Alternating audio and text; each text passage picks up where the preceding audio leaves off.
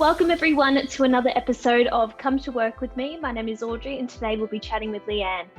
But before we get started, I'd like to acknowledge the traditional owners of the land on which we all meet today. And we'd like to acknowledge the elders past, present and emerging. And I'm so excited to welcome Leanne to have a chat with us today. So Leanne, hi, how are you? I'm well, Audrey, and I'm very happy to be here. How are you? I'm good, thank you. Thank you so much for joining us.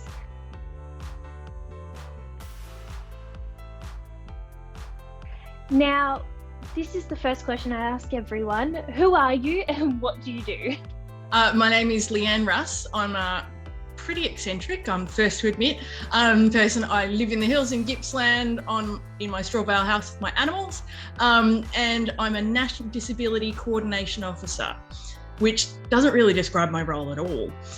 So we work at a strategic level. There's a team of us all across the country. There's 31 of us. We work at a strategic level to remove barriers for people with disabilities entering tertiary education. Amazing. So tell us a little bit of your story about how you got to where you are now. How did you first start out, high school, uni, your career? Let's go. Okay. So went to high school, went to uni, was living in a uni share house. I was working 8 hours a week in the library at uni, which was, look, it was very cruisy, but didn't leave me with much fun money. And I was a pretty social young adult and I liked to have a bit more fun than my 8 hours a week was paying me for, and off study wasn't much. And a new housemate moved into the house and she was working in the disability sector in a community residential unit. And she was like, because I was studying psychology, behaviour science. And she said, you'd be really good in the sector. We need people with your background, apply for a job. We really need people. So I applied for the job and started. And that was when I was 18. So that was 27 years ago. And I've essentially worked in the sector ever since. I've had little time outs here and there, but I have, it's my career. It's my chosen field now. I'm quite passionate about it. Just what brings me here. I love it. So I worked as a carer, a disability support worker all the way through uni. I graduated and worked in a casework counsellor role in the mental health sector. And I was doing my supervision as a psychologist then. I've worked as a house supervisor. I've worked as an area manager. I guess the longest job I've had in this sector was working as a workplace assessor on the national panel of assessors in the disability employment sector. So I was going out to workplaces and talking to people about what support they needed to remain in employment. That was going to be a temporary job as well, because I wasn't planning on staying long when I got the job. And 10 years later, I left. So it's that kind of sector, it pulls you in. Absolutely. I do have a question though. You've said you've done a tertiary course, psychology, sorry. Yep. To work in disability work, do you have to have a tertiary qualification? Can you do a TAFE course? What's the line of study? Okay. If you're interested. Because we have the NDIS now, and the sector actually needs, so frontline workers needs to double by the end of next year. So we've got really big demand for frontline staff. A lot of the larger organisations will take you on with no previous either experience or qualification, but most of them will kind of ask you to commit to undertaking that study.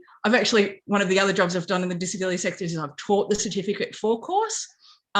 It's a great course, not that I'm biased. So it is a TAFE course, so you don't necessarily have to go to uni to do it? Absolutely not, no. I'd say probably most people working in the sector haven't gone to uni because there's not really a directly related university course, but it's a Certificate 4 course. It takes you a couple of months. It's a good, interesting course and it's not difficult at all. No, that's awesome. So what kind of person do you believe would be a well-suited worker in the disability working industry? Okay, so the fundamentals you need to work in the disability sector, the absolute number one characteristics you need are a fundamental belief that people with a disability deserve a good life. Okay, you don't learn that at uni or TAFE. That's something that comes from here. You can't teach that kind of thing. if you believe that, if you can work in a customer service type role, so if you've worked in the hospitality sector or retail or anything like that, if you can talk to people, if you can treat everyone as an equal, that's the kind of thing you need to work in the disability sector. It's not as difficult as some people make out. But other than that, you've just got to have a good heart and open-mindedness, I guess. Absolutely. Is important. Be open to experience. It helps if you're confident in yourself.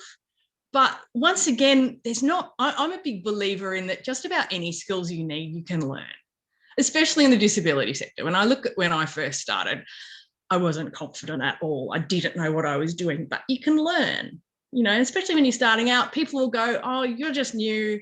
I'll show you how to do things. You won't be thrown in the deep end completely. It's not the bad old days of the sector, You'll be taught how to do things. You'll do a wide range of things and you will meet the most wide range of people. It's amazing.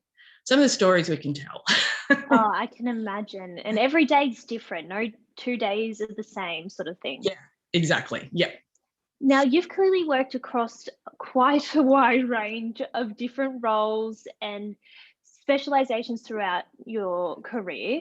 What kind of opportunities are available for young people working and starting out in the disability sector? Okay, there's such a wide range. For example, you might be somebody who enjoys cooking. So you might get a role supporting a young person who is entering employment for the first time and wants to work in a catering position. So you might be assisting them. Or you might be studying to become a speech pathologist or an occupational therapist. So you could work as an allied health assistant in the disability sector. I was speaking to an occupational therapist in East Gippsland a few months ago, and she said she could employ 5 occupational therapists tomorrow if she could get the staff. Wow. Yeah. It's a really, and this is all because of the work created by the NDIS. So NDIS has broadened horizons significantly. And there's so much work out there for so many people at the moment. Like there is so many different opportunities at so many different levels. Now, people say, oh, because of the pandemic, the budget's in a terrible situation. That is not the case at all. It is like in terms of getting employment, now is a really good time to get your foot in the door, get some experience, because experience leads to more complex roles. And then you end up getting a job like the one I've got, which I consider to be incredibly privileged. This is the best job I've ever had. I get to think and talk for a living, and I get to start my sentences with, I think that, and people will implement my ideas. I'm very aware of how lucky I am. That's amazing. I was about to say, you have progressed in so many different roles. Yeah. So how do you get there? Is it, a boss has reached out? Have you applied for stuff? How have you been able to grow?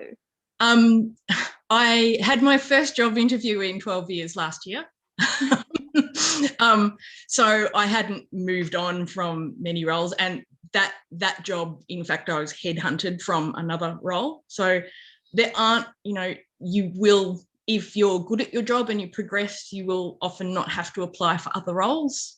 You will be found. And people in this sector are hard to come by, like a good fit for the role. So you'll often find yourself just sliding into other ones.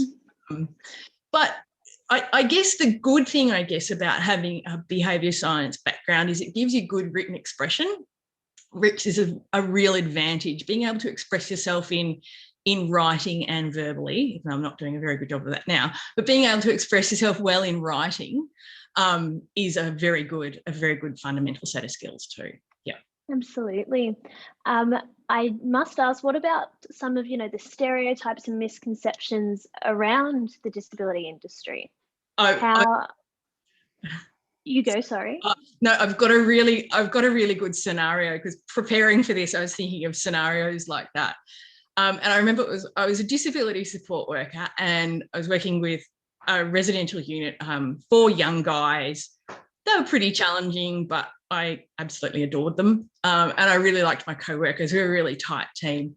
And we were out on a Saturday. It was a warm, kind of sunny day. And we're out on Saturday and we're having a day out, essentially. So we were playing soccer and having a barbecue, you know, pretty normal. These guys were young. They were like 18, 19, 20. I was like 18, 19, something like that, you know. And we'd just been playing soccer for a couple of hours, and these guys were non-verbal, so they had significant intellectual disabilities and autism. So they expressed themselves through yelling and whooping and things like that, you know, just expressions of joy, but not verbal. And that's part of the reason I love them, because they were so disinhibited. So I was like, you know, finished playing soccer, and I was going washing my hands at the bathroom before helping prepare for the barbecue.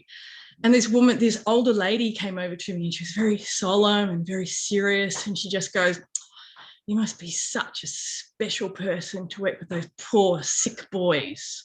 And I'm like, we've just spent a couple of hours playing soccer.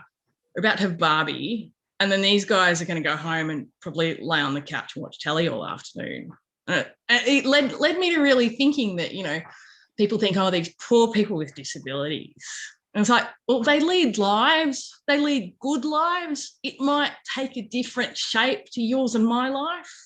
It might have different things in it, but it can still be a really good life. And working in the disability sector is a way to help contribute to that and facilitate that good life. So that's a fundamental thing I like to consider. Absolutely. And I'm sure there'd be many, many stories that you have along those lines. Yeah.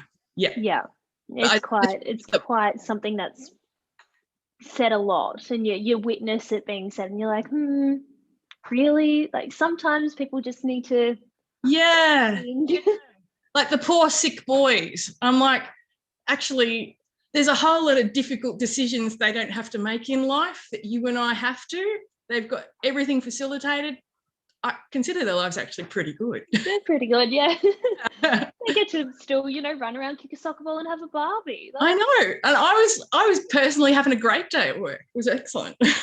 No, I love it, and I'm sure that you'd be able to take away your stories and cherish a lot of them and a lot of your experiences. Absolutely, yeah. Now, what uni courses do you think are best suited for someone who wants to teach or work with children with disabilities? I'm biased because I did it and I'm familiar with it. But in my management roles in the sector, I've also employed a lot of people with a psychology or behaviour science background, because it will give you a good basic understanding into the cognitive issues around disability. Also, back to that written expression thing, anything that requires you to analyse information and turn it into something practical. So once again, the behaviour science, psychology, anything like that, social work, those kind of community services, yes, but community services is a good TAFE kind of start. Community services, disability or mental health, both of those are very good qualifications. Once again, I am biased due to familiarity, but, you know. It works, right? It works. Now, I must ask, what is the advice that you would give your younger self? My younger self, career-wise, I wouldn't change anything. I've never had any issues getting. Do you know what is so funny? I hear that every week. This is the question I ask everyone because I'm fascinated. And everyone's like, we would not change a thing about our journey. Yeah. I've always had a choice of employers. I've always had and I'm not talking myself up in that respect. It's just a factor of people who stay in the disability sector, enter it with integrity and stay in it for a long time. There is an unfortunate thing in the disability sector of when people are really good as a disability support worker, they get promoted, which is a real shame, because you're promoting all of the expertise out of the sector. I think the sector as a whole has learnt a little bit from that and is now enriching the role of disability support worker a bit more, so people stay in it for longer. So I took on a role as a house supervisor at a very young age, which was a bit weird because I was supervising my parents' age and then having to discipline them at my age. So I guess I would not, like, my single piece of advice I would give myself is, work in the disability sector, but stay as a disability support worker for longer. Don't, when you're offered the promotion, don't take it. So don't rush, just take your time. My advice is, don't necessarily get promoted.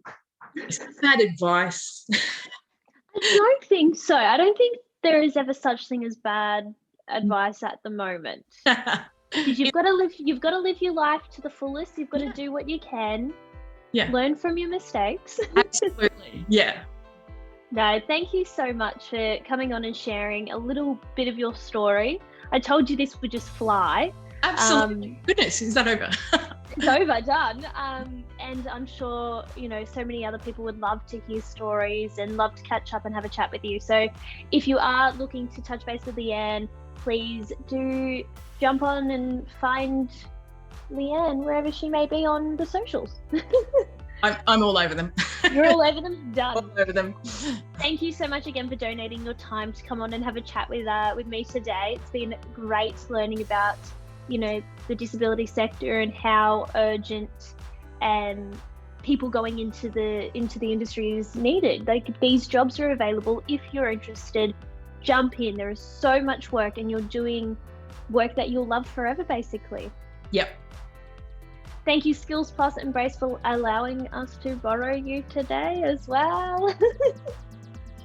And of course, the Wendy South Gippsland Bass Coast, Bass Coast, I think that's better how you say it, at the LLEM for referring us to you today, and all the many other peoples I must thank.